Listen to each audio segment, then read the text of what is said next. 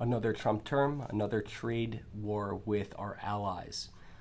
Trump announced that this past weekend the United States would impose tariffs on our largest trading partners, on Canada, Mexico, and China.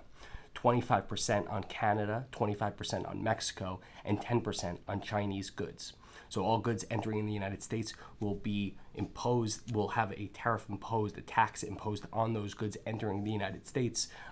And then Trump, after a conversation with the president of Mexico, actually reversed this position and gave a 1 month hiatus with Mexico. But the Trump trade wars begin. This is the beginning of them, even if Mexico strikes a temporary deal.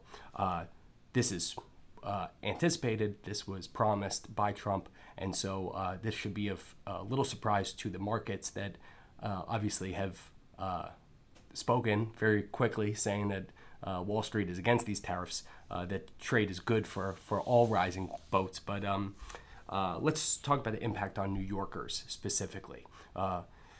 So the number one impact is that consumers will face increasing prices due to tariffs. Tariffs function as a tax on the imported good, and businesses then pass those costs on to consumers themselves. So for New Yorkers, that means everyday items like groceries, clothing, and electronics, you could see an increase in pricing.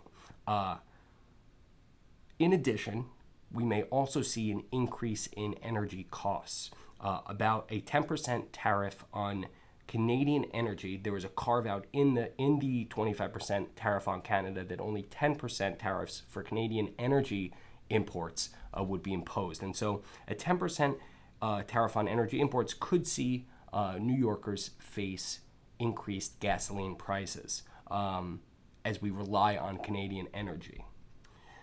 You can also anticipate economic uncertainty for local businesses, New York-based businesses that rely on Canada, Mexico, and China for their raw materials, as they're uncertain about what their material costs will be. We saw this in the first Trump term with the first trade war. This is a much larger scale tariff program, if you will, than the first term. But during that first term, you saw a lot of small businesses, medium-sized businesses, New York-based businesses say that they had lower margins, lower profits, lower sales, and that impacted employment.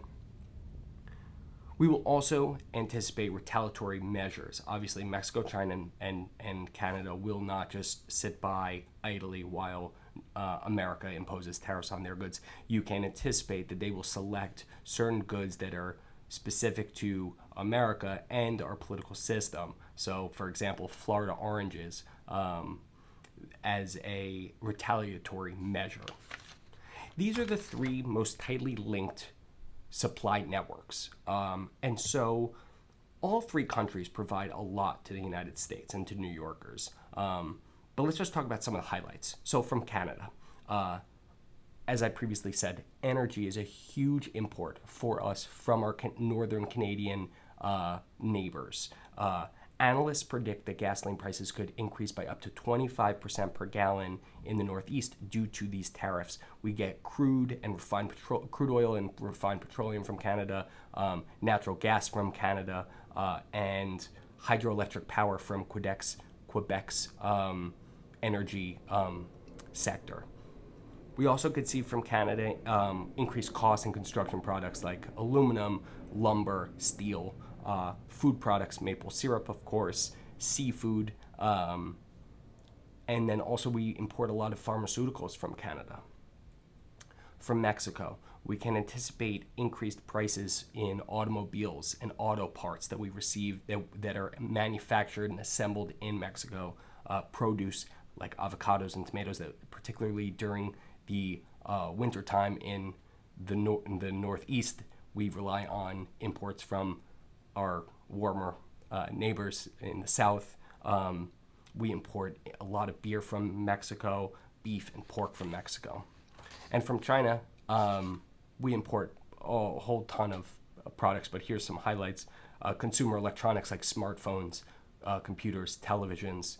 We import solar panels, which is increasingly important in our renewable energy products in New York.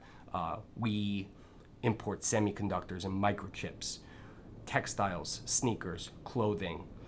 Again, also construction materials from China like aluminum and steel, and we and lots of consumer goods like toys or games or pre-manufactured products from China.